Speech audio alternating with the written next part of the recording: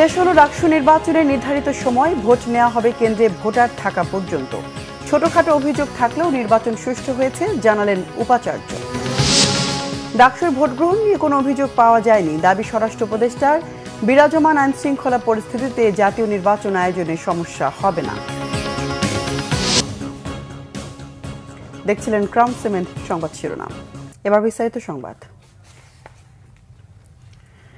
বিক্ষিপ্ত অভিযোগের মধ্য দিয়ে শেষ হয়েছে ঢাকা বিশ্ববিদ্যালয়ের ছাত্র সংসদের ভোট গ্রহণ। প্রার্থীদের অভিযোগ, পাল্টা অভিযোগের বিষয় নিয়ে নীরব নির্বাচন কমিশন। তবে স্বতঃস্ফূর্তভাবে ভোট দিচ্ছেন ভোটাররা।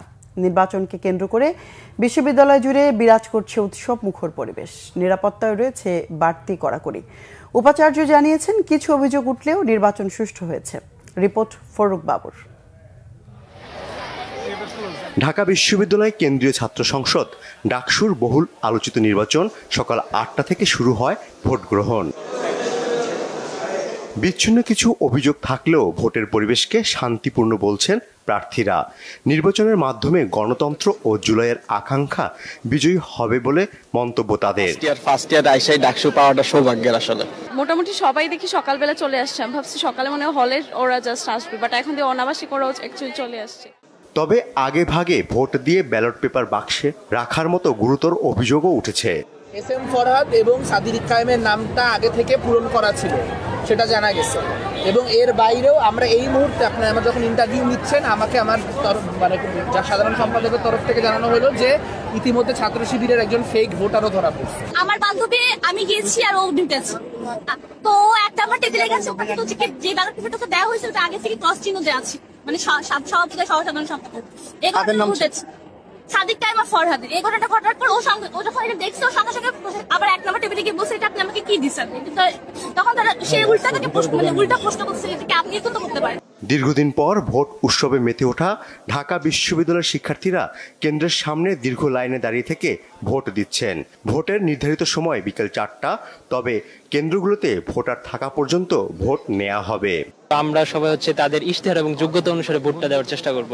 নিজেদের আমাদের অভিমত অনুযায়ী আমরা ভোট দিতে এসেছি। এখন পর্যন্ত কোনো প্রেশার, কোনো সুষ্ঠুভাবেই সবকিছু হচ্ছে। শেষ পর্যন্ত কি হবে সেটা যদিও বলতে পারছি না। বাসা থেকেও খুব উৎসাহ সহকারে পাঠিয়েছে আমাকে, তো সব মিলিয়ে ভালোই লাগতেছে। এদিকে অমর 21 হলের ভোট কেন্দ্রে এক শিক্ষার্থীকে অনিচ্ছাকৃতভাবে 2টি ব্যালট পেপার দেয় এক পোলিং অফিসারকে দায়িত্ব থেকে অব্যাহতি দিয়েছে নির্বাচন কর্তৃপক্ষ।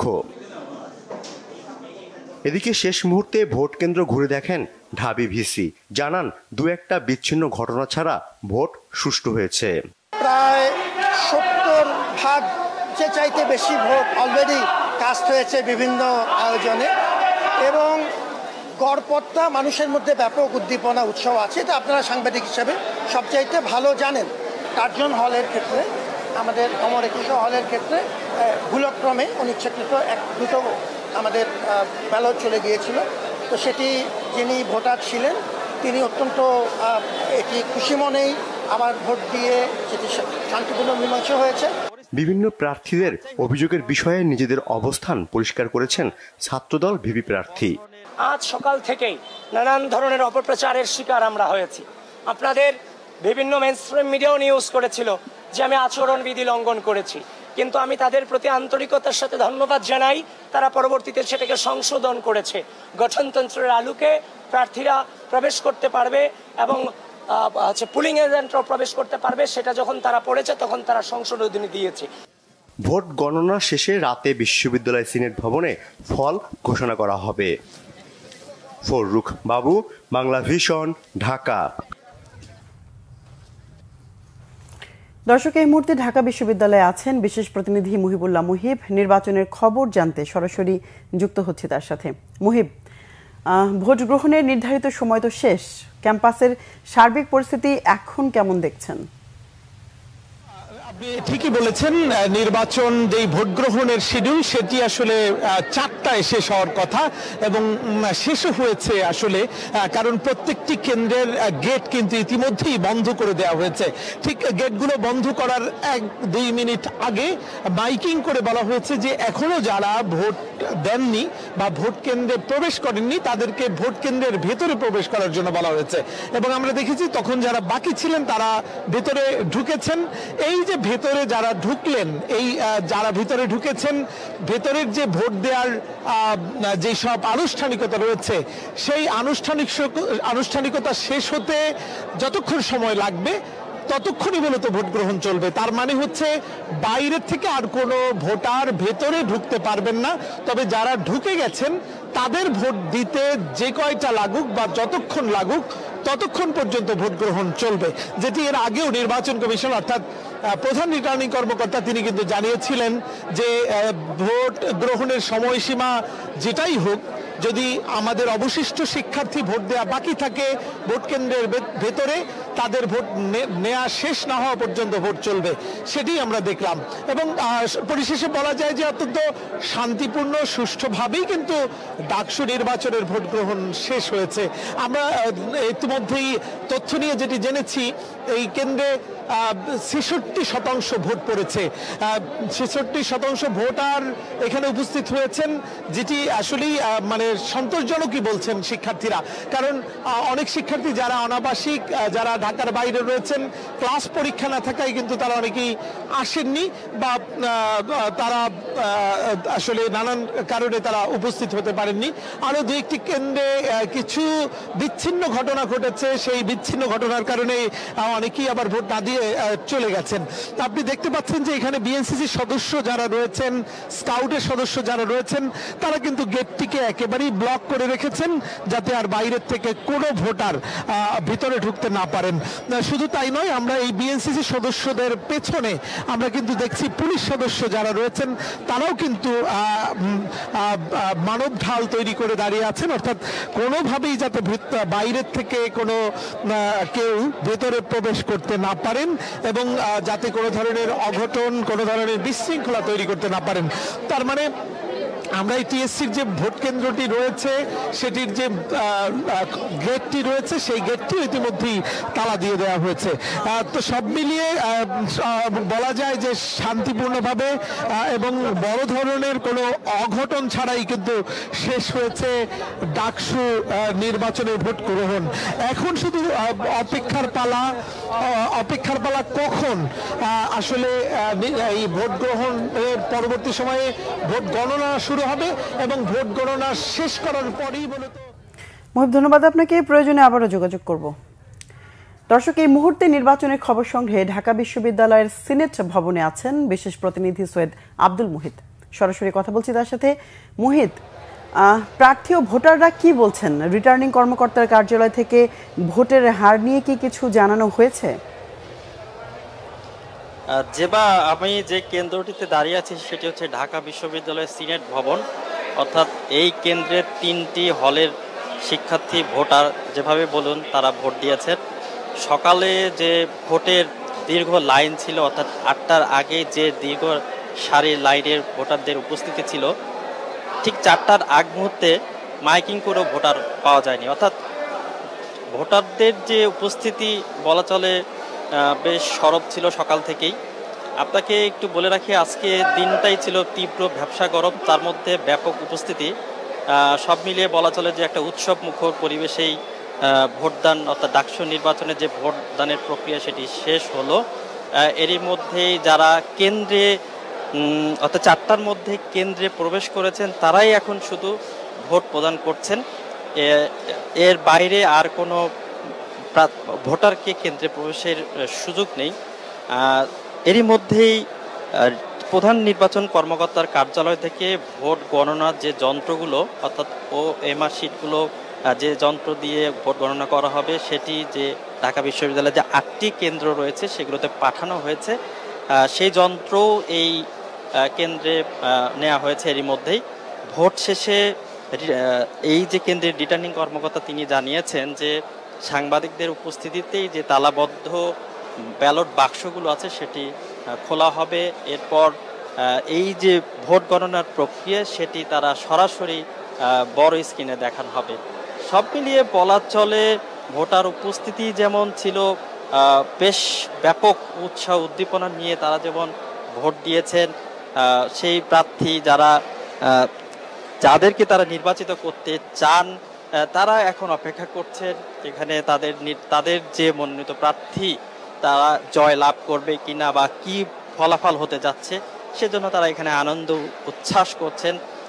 আমার ঠিক যে ঢাকা বিশ্ববিদ্যালয়ের সিনেট ভবনের সামনে হাজী মোহাম্মদ মহসিন হলের শিক্ষার্থীরা অর্থাৎ ভোটার, যারা শিক্ষার্থী অর্থাৎই ভোটার, তারা এখানে আনন্দ উচ্ছ্বাস করেছেন, তাদের যে মনোনীত প্রার্থীর পক্ষে স্লোগান দিচ্ছেন। সব মিলিয়ে আসলে এই ঢাকা বিশ্ববিদ্যালয়ে যে একটা উৎসব মুখর পরিবেশ সম্ভব সেটি তারা বিশ্ববিদ্যালয় কর্তৃপক্ষ, শিক্ষার্থী সব সম্মিলিত প্রচেষ্টায় সেটি নিশ্চিত করা গেছে। এর আগে ঢাকা বিশ্ববিদ্যালয়ের উপাচার্য তিনি এই সিনেট যে কেন্দ্রটি রয়েছে সিনেট ভবনে সেই কেন্দ্র পরিদর্শন করেছেন। তারপর তিনি সাংবাদিকদের বলেছেন যে বিকেল 3টা নাগাদ এর আশেপাশে প্রায় 70% ভোটার এবারে ডাকসু নির্বাচনে ভোট দান করেছেন। এরপরেও প্রায় 1 ঘন্টা বাকি ছিল, সেই সময়ের মধ্যে আরও ভোট প্রদান করা হয়েছে।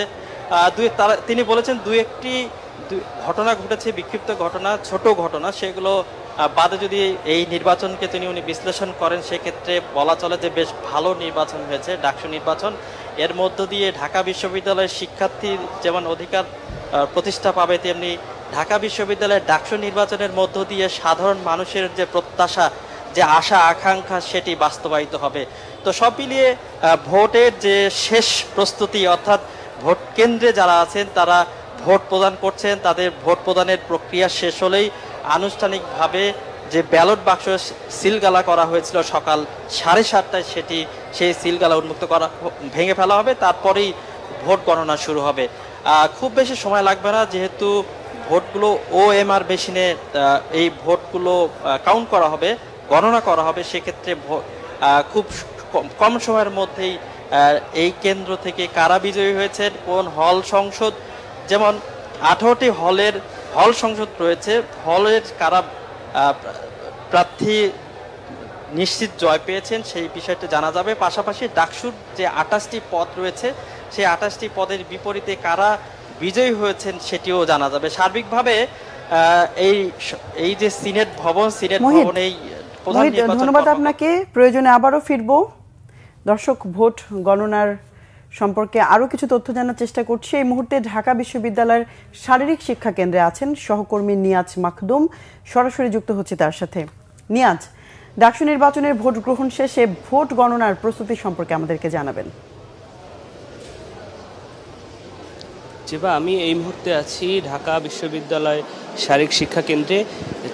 ঠিক 4টায় এখানকার ভোট গ্রহণ সেটা শেষ হয়েছে এবং এখানকার রিটার্নিং কর্মকর্তা তিনি গেটের বাইরে গিয়ে ঘোষণা দিয়েছেন যে 4টার পরে আর কাউকে ভিতরে অ্যালাউ করা হবে না।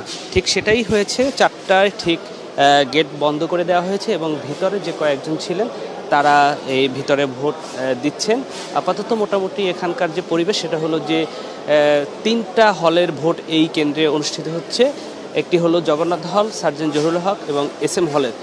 প্রায় 4000-এর বেশি ভোটার এখানে ভোট দিয়েছেন। আমরা রিটার্নিং কর্মকর্তার সাথে কথা বলেছি, তারা বলছেন প্রায় 80% ভোট এখানে কাস্ট হয়েছে।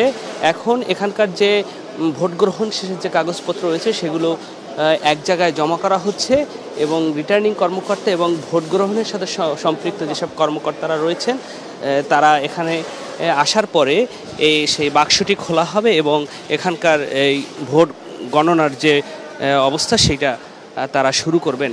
আপনারা দেখছেন যে মোটামুটি এখানকার কর্মকর্তারা তারা কাগজপত্র নিয়ে সব কিছু ক্লোজ করছেন। একটু পরেই এখানে এই যে ভোট গ্রহণ হয়েছে সেই ভোট গ্রহণগুলো গণনা শুরু করবেন। এখানকার পোলিং এজেন্ট যারা আছেন পোলিং কর্মকর্তা যারা রয়েছেন নির্বাচনের দায়িত্বে, তাদের সাথে আমরা কথা বলেছি। তারা বলছেন যে প্রাথমিকভাবে প্রায় 100টি ওএমআর তারা হাতে গুনবেন, এরপরে তারা সেগুলো আবার ওএমআরগুলো মেশিনের সাথে গোনার ট্রাই করবেন। এটার কারণ হচ্ছে যে মেশিন ঠিকমতো চলছে কিনা সেই বিষয়টি যাচাই করার জন্য হাতে প্রাথমিকভাবে 100টি বা তার একটু বেশি বা তার কমও হতে পারে এই গণনার শেষে, পরে সেগুলো একবারে মেশিনের সাহায্যে গণনা করবেন। আপনাদেরকে জানিয়ে রাখি যে এই 3টি হলের যে ভোটার রয়েছেন সেই ভোট গ্রহণের রেজাল্ট এইখান থেকেই দেয়া হবে, এবং ডাকসু কেন্দ্রীয় ডাকসুর যে রেজাল্ট প্রার্থীরা যে ভোট পেয়েছেন, ভিপি, জিএস, রেজিস্ট্রার যে ভোট পেয়েছেন সেটিও এখান থেকে ডিক্লেয়ার করা হবে, এবং কে কত পেয়েছে সেটি এখান থেকে জানিয়ে দেওয়া হবে। এরপরে কেন্দ্রীয়ভাবে আলাদা করে প্রধান নির্বাচন কমিশনার যে রয়েছেন সে এটি ডিক্লেয়ার করবেন যে কে ভিপি নির্বাচিত হয়েছে, কে জিএস নির্বাচিত হয়েছে, কে এজিএস নির্বাচিত হয়েছে। এখানকার সবশেষ পরিবেশ হলো যে ভোট গ্রহণ শেষ হয়েছে, গণনার প্রস্তুতি চলছে, এবং নির্বাচনের সাথে যারা সংশ্লিষ্ট রয়েছেন তারা যে বাইরে আরও যে 2টি ভূত রয়েছে, যতগুলো ভূত রয়েছে সেই ভূতের সব ভোটগুলো বাক্সগুলো এখানে আনা হচ্ছে। এখানে আনার পর সম্মিলিতভাবে সব এখানে বসিয়ে গণনা করবে, এটাই আমাদেরকে জানিয়েছে। এই ছিল শারীরিক শিক্ষা কেন্দ্র থেকে সবশেষ অবস্থা। এরপরে আরও কিছু থাকলে সেগুলো আমি জানিয়ে দিব। ধন্যবাদ আপনাকে। দর্শক, আমাদের সহকর্মীদের কাছ থেকে জানলাম ডাকসু নির্বাচনের সর্বশেষ খবরাখবর। স্বরাষ্ট্র উপদেষ্টা মোহাম্মদ জাহাঙ্গীর আলম চৌধুরী জানিয়েছেন ডাকসুতে ভোট গ্রহণ সুষ্ঠুভাবে চলছে, পাল্টাপাল্টি কোনো অভিযোগ আসেনি। তার আশা ডাকসুতে ভালো নির্বাচন হবে।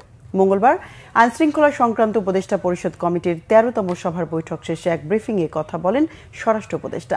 তিনি বলেন, জাতীয় নির্বাচনের সাথে ডাকসুর মতো ছাত্র সংসদ নির্বাচনকে মেলানো ঠিক হবে না, তবে এই নির্বাচন নিঃসন্দেহে একটা মডেল হবে বলে উল্লেখ করেন স্বরাষ্ট্র উপদেষ্টা। দেশের আইনশৃঙ্খলা পরিস্থিতি এখন যে অবস্থায় আছে তাতে জাতীয় নির্বাচন করতে সমস্যা হবে না বলে মনে করেন তিনি। স্বরাষ্ট্র উপদেষ্টা জানান, বৈঠকে জাতীয় নির্বাচনের প্রস্তুতি, ছাত্র সংসদ নির্বাচন, চুরি, ছিনতাই এবং মাদক নিয়ন্ত্রণ বিষয়ে আলোচনা হয়েছে। দেশে এখন বেশি পরিমাণে মাদকদ্রব্য ঢুকলেও বেশি পরিমাণে ধরা পড়ছে বলেও দাবি করেন স্বরাষ্ট্র উপদেষ্টা।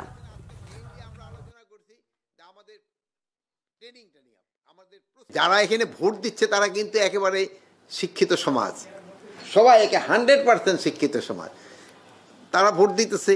আর জাতীয় নির্বাচন যেটা হবে এটা কিন্তু একেবারে মিক্সড, এটার সাথে ওইটার একেবারে মিলে ফেলানো যাবে না, বাট এটা তো একটা মডেল হিসাবে কাজ করবে।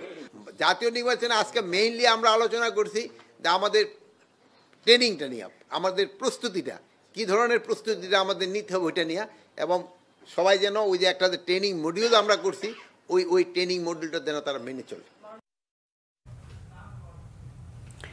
বিএনপি স্থায়ী কমিটির সদস্য গয়েশ্বর চন্দ্র রায় বলেছেন, তার দল চায় গণতন্ত্র প্রাতিষ্ঠানিক রূপ পাক, আইনের শাসন বহাল হোক, সুশাসন ফিরে আসুক, সাম্য, ন্যায় বিচার ও মানুষের অধিকার প্রতিষ্ঠার লড়াই চলছে বলেও জানান তিনি।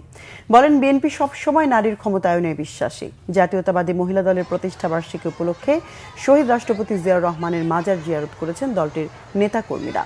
নারীর অধিকার বাস্তবায়ন, ক্ষমতায়ন এবং গণতন্ত্র পুনঃপ্রতিষ্ঠায় নারীর ভূমিকার কথা উল্লেখ করেন জাতীয়তাবাদী মহিলা দলের সভানেত্রী আফরোজা আব্বাস। বিএনপি স্থায়ী কমিটির সদস্য গয়েশ্বর চন্দ্র রায় বলেছেন, সব ক্ষেত্রে নারীর অধিকার বাস্তবায়নে বিশ্বাস করে বিএনপি। গণতন্ত্র, আইনের শাসন ও মানবাধিকার নিয়েও কথা বলেন বিএনপির এই নেতা।